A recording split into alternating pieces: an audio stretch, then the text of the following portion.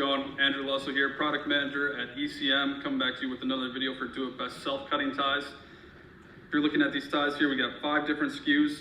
We'll go over 2 natural and 3 UVB or black ties.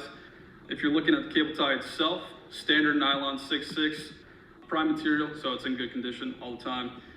But the only difference here is the stainless steel head blade in here. And you'll see that it's essentially a toolless cable tie where you twist, turn, pops off. Generally, you'd see people use a tool within a box or wherever they're using these. That would leave a number of different sharp edges. If you reach back into the box, you can scratch yourself. Things that you don't want, things that are unpleasant. So slip on the cable tie. We're going to use our siphon king here just as an example. Tighten it there, 2, twist it off, and then you have a clean cut at the top, nothing to scratch you if that were in a box or something like that. Thanks for watching the video.